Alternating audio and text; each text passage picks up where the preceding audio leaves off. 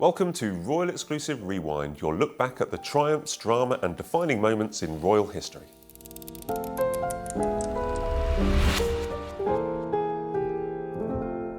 This week we rewind to 2007 when Prince William stunned the nation by dumping Kate Middleton.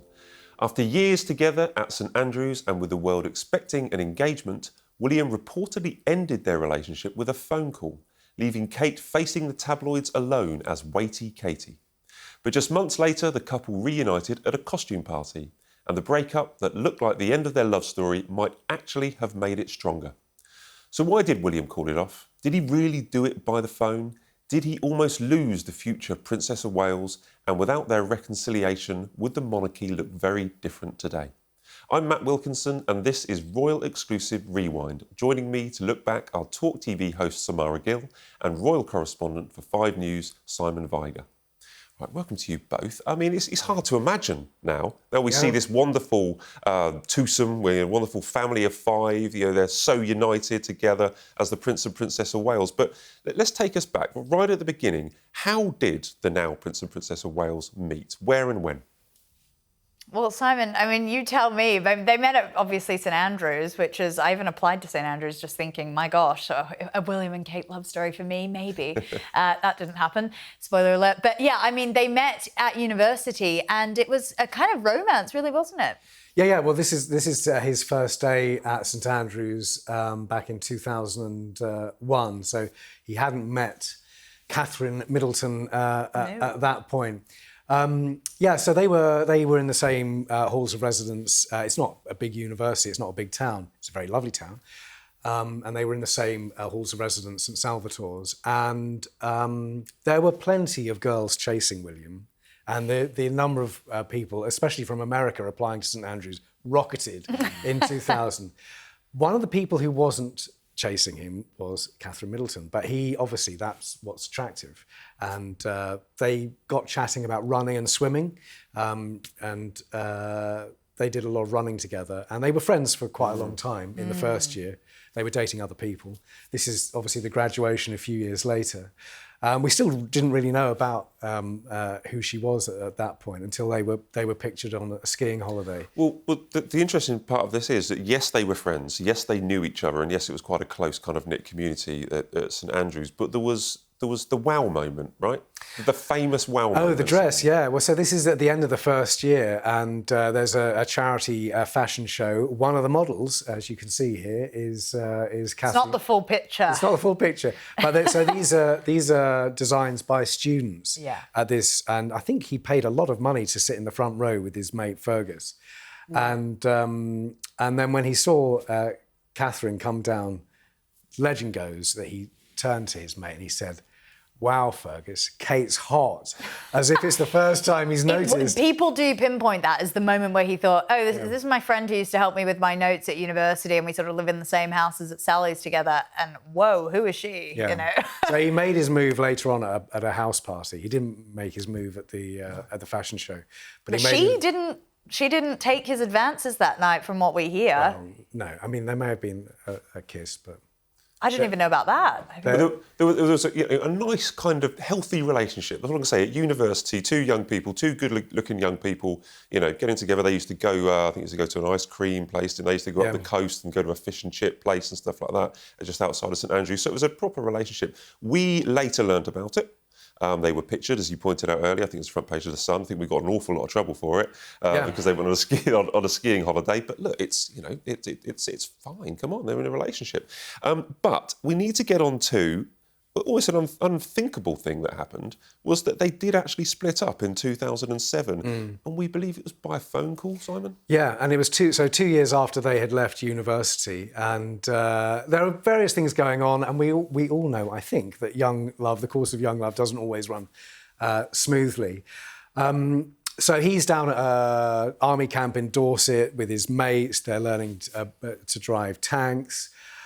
She is in London with her friend. She's working in London. She at no point does Catherine say, I need commitment here, you got to propose. But she wanted some sort of commitment out of him, and his mates down army camp was saying, "Oh, you're such a middle-aged, boring guy. Come out and do whatever." And so, yeah, he ended it. But she played a blinder because she hit the nightclubs of London and was in all of the newspapers. So it wasn't long before he picked up the phone. What would you do? How would you react if the future King of England phoned you up and told you, sorry, this relationship is over, something that you thought might end up with, you know, an ultimate royal wedding? I mean, especially as well, I mean, they've been together for so long, they've been living together, they've been enjoying their time at university. This is obviously the time after we start to question everything. What would I do? My gosh, I'd hit the wall. But I think what was really telling of Catherine at that time is actually her reaction to it. So she was obviously working as an accessories buyer at Jigsaw at the time. Apparently she received the phone call, she went out the back, and then she took herself into the car park and composed herself, by all accounts. I think she kind of left work early, but she was not public about it. You know, she didn't go back in, as I would probably do, and go and have a moan about the situation and what's going on and the breakup. She actually completely kept it private and sort of kept to herself, even after things were seemingly broken off, which shows you her strength of character and what type of woman Catherine is. She didn't sell a story. She didn't sell a story. Nope. She didn't moan. As you pointed out, she did go out, but she was just going out, not causing any controversy or causing any problems. Looked amazing. Yeah. We heard from Camilla Tominey, former royal journalist, that Camilla at some point got her phone number and just because she was a young buck journalist at the time, thought she might call her and thought, oh, I'll go and do that and just see because what is going on, and she's out of the fold now. And apparently she was just baffled by Catherine's sort of amazingness over the phone, where she just goes, well, I haven't commented on that, so I don't think I'll comment on it now. And just that composure, you know, you've got a random journalist calling you up, you've just had a massive breakup. It just shows you what type of woman Catherine is. If it was a test, and I don't think it was a test, but if it was, she kind of passed this period where they'd split up with flying colours. Oh yeah, absolutely. It wasn't a test, I agree, but she played an absolute blinder. Queen Elizabeth, Granny, played an important role here as well. She had a quiet word with William, saying, "You sure you've done the right thing?" She spotted Catherine was a good thing very early on. He changed his mind, didn't he? It was like weeks before. It wasn't long, and he picked up the phone. It must have been a sweet phone call when that came through. Well, hello. You're right about her playing a blinder, because I think she really did. The paparazzi shots, which are now iconic, of how she was enjoying her life post him. She also enrolled in a sort of a boat race that was going to happen, and she was just like, I don't need you. And I think he realised women like Catherine are very few and far between. You cannot find someone like that, especially for the position that you're wanting to put her in the future. And I think the reckoning came pretty quickly, as you say, Simon. And so the concert for Diana, it was the 10th anniversary in 2007. The concert for Diana, this isn't it, but Harry and William organised that, and Catherine was sitting in the royal box, sort of near them, but not right next to William. So we knew they were back on them. So this was, they got back together in 2007, we believe. They met again at a party, deep conversation, and then it was, it was back on again. And obviously we know it's a happy ending. William did propose, and we obviously remember the royal wedding. But at the engagement interview, this split up was touched on, and I'll read this is what Catherine said. She said, at the time, I wasn't very happy about it. Understatement of the year.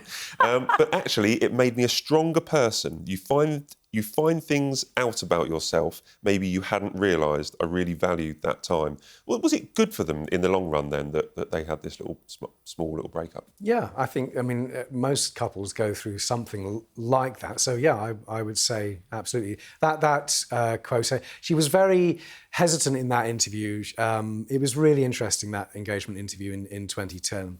But there's something steely about Catherine. She's very impressive, I think. How much pressure do you think William was under to get it right?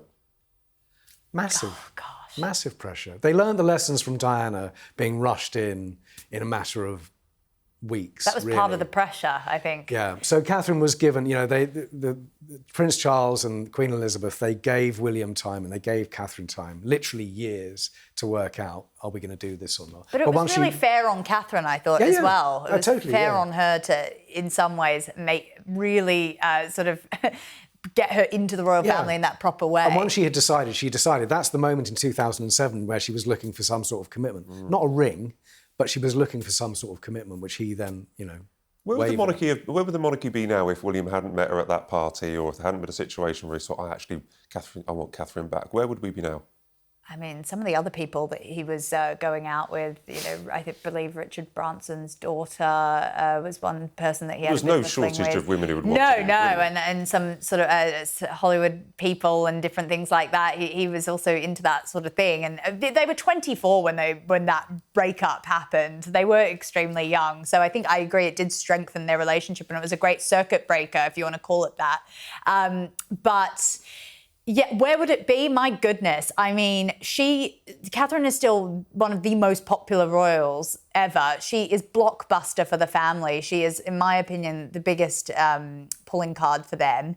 And I don't think it would be the place that it is without her.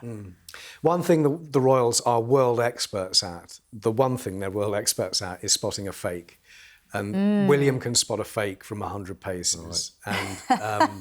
And he just knew that he could trust her. And as you pointed out, during the time they were apart, no stories were sold or anything like that. Was it a major turning point, or am I overstating this? Was it, if a sliding doors moment, if William and the royal family had gone in a different direction, was this a huge decision from William to rekindle this relationship? Yeah, and it was the right decision, and he was nudged into it as well.